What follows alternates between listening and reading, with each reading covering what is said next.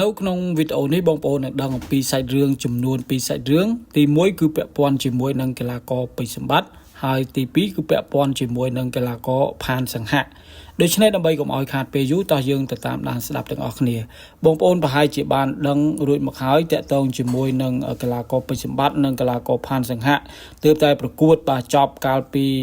ថ្ងៃមិញនេះនៅឯទឹកដីប្រទេសកូរ៉េបងប្អូនបាទចាប់ពីវេលាម៉ោងម៉ោង2បាទម៉ោង2ម៉ោង3ម៉ោង4បាទជាពេលវេលាដែលកីឡាករកម្ពុជាយើងប្រកួតនៅឯទឹកដី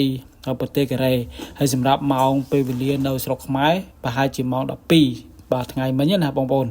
បាទចាប់ផ្ដើមប្រកួតប្រហែលជាម៉ោង12ហើយសូមបញ្ជាក់ផងដែរថាចំពោះការប្រកួតបាទសម្រាប់កីឡាករពេជ្រសម្បត្តិបាទហើយនិងកីឡាករផានសង្ហៈសម្រាប់ផានសង្ហៈគាត់ប្រកួតគូទី1តែម្ដងបាទប៉ះជាមួយនឹងកីឡាករចិនបាទផានសង្ហៈប៉ះជាមួយនឹងកីឡាករចិនបាទគឺស្វិតស្វាញមែនទែនបងប្អូនបាទស្វិតស្វាញមែនទែនសូម្បីតែកីឡាករពេជ្រសម្បត្តិក៏គាត់លើកឡើងដែរគាត់ថាដៃគូផានសង្ហៈគឺល្អហើយស្វិតស្វាញហើយគាត់ថាគាត់ខំបោះប្រយ៉ងឲ្យកីឡាករផានសង្ហៈបាទបត់កែងបាទចូលបត់កែងឆ្វេងស្ដាំតទៅបែកប្អូនខ្លួនឯងបងប្អូនបាទបែកផានសង្ហៈហើយแอดมินសួរថាแอดมินគុណខ្មែរបាទแอดมินកំសង់គាត់សួរថាចុះហេតុអីបានជានៅពេលដែលកីឡាករចិនវាយឲ្យផានសង្ហៈបែកជាមើលទៅកីឡាករពេជ្រសម្បត្តិបែកជាសើចបាទខណៈដែលផានសង្ហៈគឺជាប្អូនបង្កើតរបស់ខ្លួនបាទជាការឆ្លើយតបបាទសម្រាប់កីឡាករពេជ្រសម្បត្តិគាត់បានលើកឡើងថាគាត់សើចដោយសារតែឃើញគាត់បោះប្រយ៉ងឲ្យវាយឆ្វេងវាយស្ដាំបត់កែងចុះបត់កែងឡើងមកបែកប្អូនខ្លួនឯងបាទមកបែកប្អូនខ្លួនឯងហើយសួរសំណួរទៅថាតើបែកឃើញហូរឈាមកខ្លាក់ហ្នឹងតើអស់ប្រមាណថ្នេជាការឆ្លើយតបរបស់កីឡាករផានសង្ហៈគាត់ថាអត់ដេផងបាទគាត់តែបិទបង់បាទចឹងនៅបារាំងនៅអាមេរិកបាទដូចគ្នាបងប្អូនបាទស្តៀងគ្នាបាទបែកល្មមគេអត់ដេទេបងប្អូនបាទគេបិទតបងហើយបាទគេបិទតបងហើយដូចផានសង្ហៈចឹងគេបិទតបងហើយបើដេនៅស្រុកខ្មែរមិនក្រោម 4-5 ធ្នេទេបាទសម្រាប់កីឡាករពេជ្រសម្បត្តិបាទប៉ុន្តែនៅកូរ៉េគេបិទតបងហើយបាទ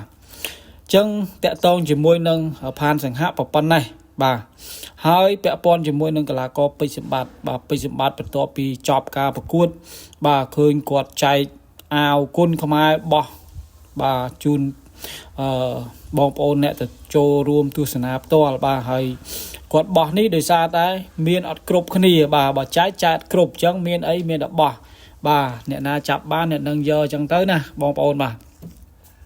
ចឹងនឹងរឿងផ្សេងបាទតាក់ទងមួយទៀតតាក់ទងជាមួយនឹងដៃគូរបស់កីឡាករពេជ្រសម្បត្តិជប៉ុននេះចេញតម្រង់មកអែមដែរបាទចេញតម្រង់មកតាំងពីមុនប្រកួតហើយចូលប្រកួតក៏អែមដែរបាទប៉ុន្តែយ៉ាងណាមិញសម្រាប់កីឡាករពេជ្រសម្បត្តិគាត់ថាជប៉ុននេះនៅមានកម្រិតបាទគាត់ថាដៃគូរបស់គាត់ម្នាក់នេះនៅមានកម្រិតនៅឡើយបាទហើយគាត់ថាគាត់និយាយនេះមិនមែនអួតថាមើងងាយដៃគូអីទេប៉ុន្តែអ្វីដែលជាការមើលឃើញរបស់គាត់គឺគាត់ចង់ឲ្យកីឡាករដែលប៉ះគាត់គឺវាយពេញទឹកបាទគេថាវាយស្វិតស្វាញពេញទឹកណាគឺគាត់ចង់គឺកីឡាករពេជ្រសម្បត្តិគាត់ចង់ឲ្យអ្នកគ្រប់គ្រងសុបាយភ្នែកបាទប៉ុន្តែយ៉ាងណាមិញបងប្អូនឃើញហើយបាទបានតែមកទឹកទេបងប្អូនអើយបាទបានតែមកទឹកមានអីបាទសម្រាប់កីឡាករពេជ្រសម្បត្តិប៉ះជាមួយនឹងកីឡាករជប៉ុនបាទ